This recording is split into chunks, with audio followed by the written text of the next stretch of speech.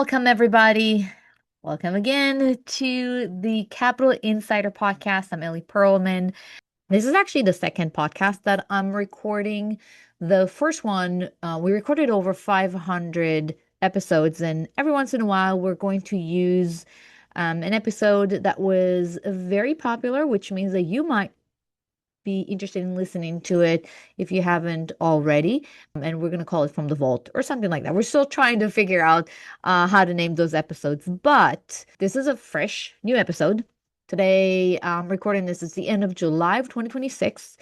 And I actually didn't want to talk about specifically real estate today, but about, my experience as a founder and how I maintain balance, which is a tricky word, between having a personal life and, also having a family and running a PE shop. And it's not easy. And honestly, I don't really think there is a balance. And it depends on also what you want to do and where you want, where you want to take your company.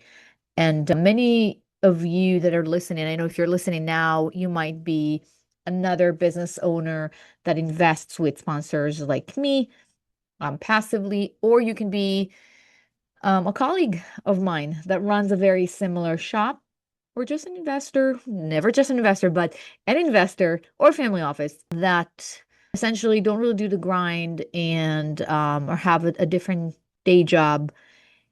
And that might be a bit of a, I think it would be interesting to listen to how my experience has been. I think it's important as an investor to know what are the goals of the company that you're uh, working with, and what really motivates the owner. And so I can tell you that, first of all, what motivates me is to build what excites me is to build something and build something big in scale. I started with nothing, and that was the motivator, a huge motivator at first. To not be I did not want to worry about paying my rent. I did not want to be worried about paying, a health, um, bill. And at first, yes, you are motivated by money when you don't have it. Once you make a little bit of money, it stops being about that. I've been approached several times about buying my company, and I said no. And really, the goal at this point for me is, like I said, to grow it. It's challenging, and I'm a challenge junkie. And it's not really about making more money. At some point, once you make some money, it stops being about making money. And while you're working hard on, hiring, growing, strategy, etc., this sometimes, and actually always, you ask the question, am I spending my time in the right way? And I really think that finding balance in business is kind of the wrong word, because it implies that you are allocating your time 50-50 between your family, your friends, your well-being, whether it's exercise, meditation, hikes, sipping coffee with friends, whatever that is, to work. And that never really worked for me, to say, okay, I'm working from, 9 until a.m. until 4 p.m. The pen drops, and then I go and I do other things, whether it's spending time with my 4-year-old, whether it's, working out or spending quality time with my husband.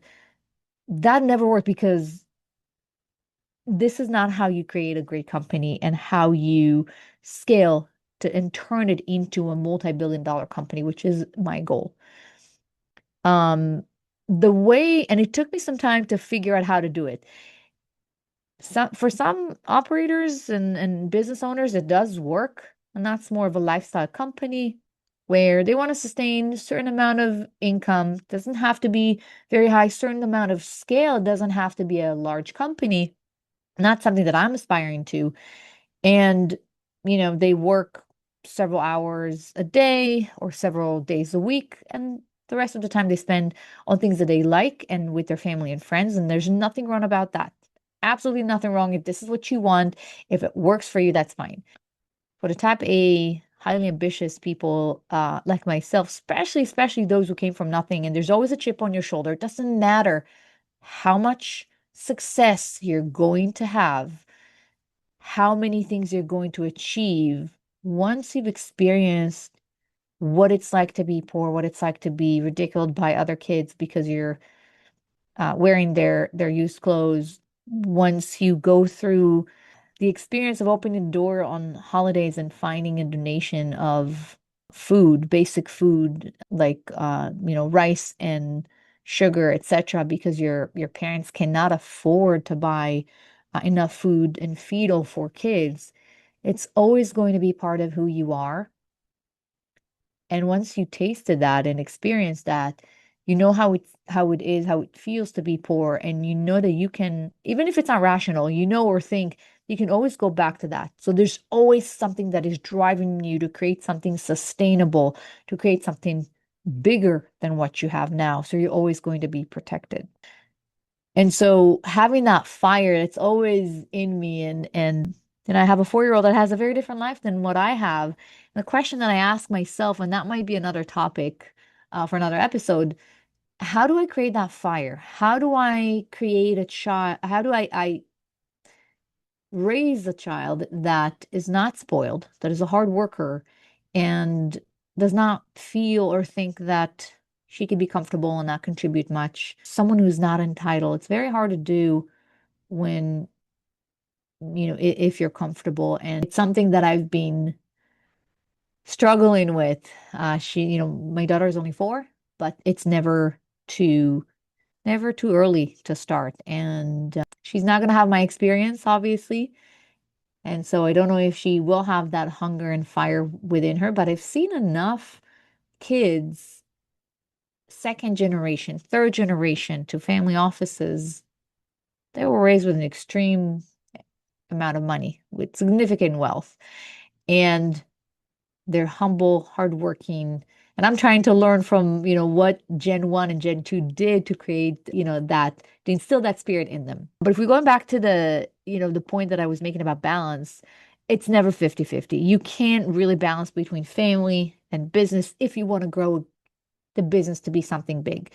Um, and the way that I found to make it work is it essentially it's where your time and attention goes, and it changes. So there are weeks where things are quieter with the company and I spend 80% of my time with my friends and family. I have to admit that usually it's a pretty short period of time, but I'm there and I'm present. And then there are other times where most of my attention, where my 80-90% is with the company. And there are many nights where, for instance, I have calls with Singaporean family offices. It just starts at 7 or 8 p.m. So I can be there to put my daughter to sleep, for instance. But I'm present in what I do, and I do it well, and I'm all in.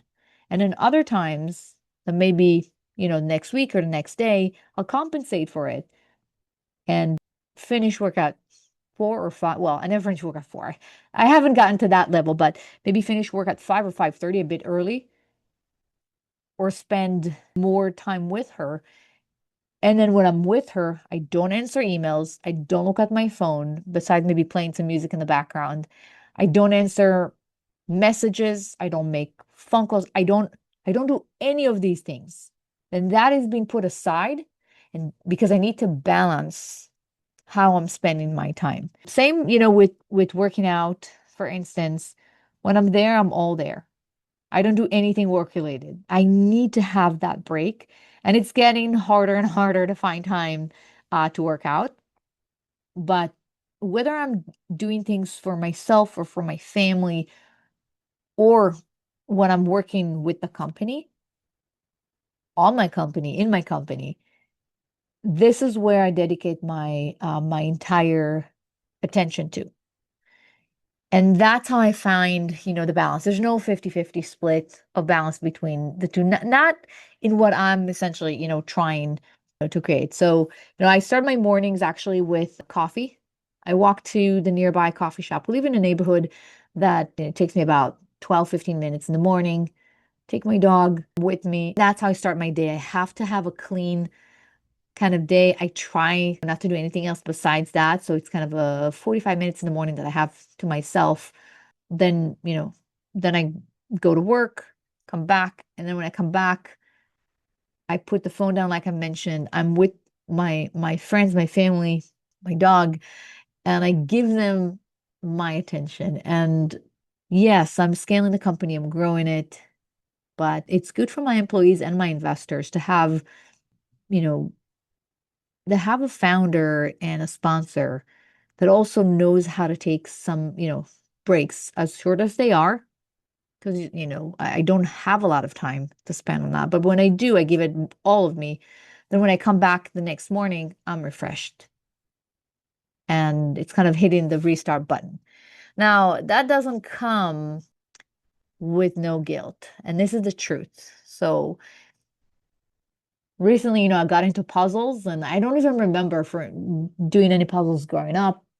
And I started getting into puzzles and I'm doing, 1,000 piece puzzle and I enjoy it a lot. And it helps me calm the my brain that is always kind of thinking in the background. But there's guilt that comes with it because you feel, okay, I should be working. And I do that when my daughter, for instance, is asleep. I've given her my 100% when I'm home. But then there's always that little voice that says, well, why aren't you working? And you have to fight that voice because there's got to be, I think Elon Musk said it once, there's got to be something in life more than just solving problems. There's got to be something more. I'm not saying necessarily it's a puzzle, but it's something that helps me calm my brain and be more present. And I made it kind of a shared activity with my husband. So we're spending time doing that. And that's a lot of fun. And so, or whether it's that or watching something or we're taking a walk. But when I'm there, even though there's that guilt, I'm still doing my absolute best to stay present and give it everything and all of my intention because I do need it. There are times that I'm working even, through midnight when my CIO and I are exchanging text messages and it's, 9, 10 p.m. California time. Those things do happen. And when I do, I stop everything else and that's what I do because that's what the business needs. And so yes, there is guilt and this is still work in progress because I think founders will always take time to figure out how to find that allocation of attention. I think that should be the right phrase, not balance, because balance it's like a scale where it's 50-50 and it's balanced. Um, that's not what it is. It's more allocation of attention.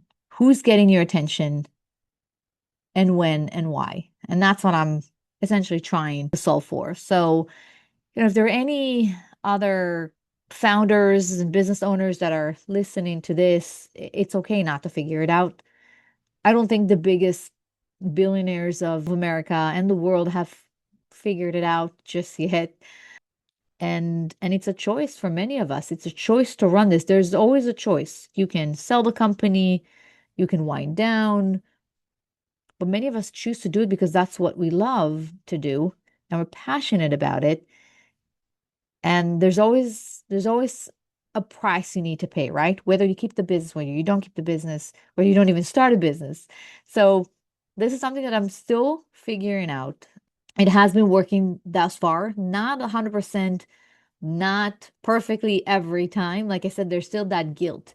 Um, and when I'm with friends and I'm sipping coffee, I'm thinking, why I should be I should be working on the next hire. I should be working on this and that.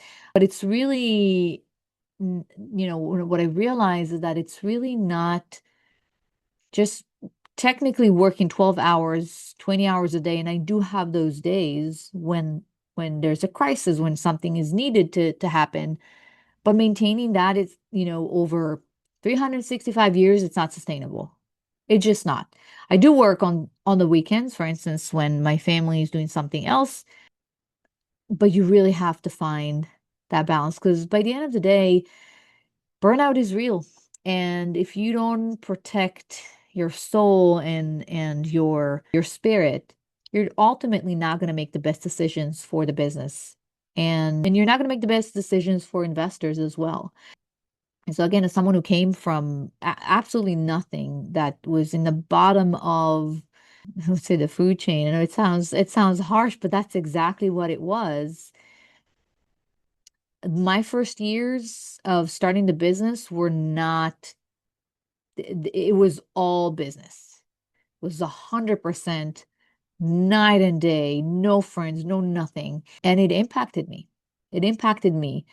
And I can tell you that my business today runs in a much more effective, much better way. And I make better decisions because I found that allocation of attention that feeds the soul, that helps you restart. Now, a car cannot go on forever. You gotta stop at some point and fill the tank.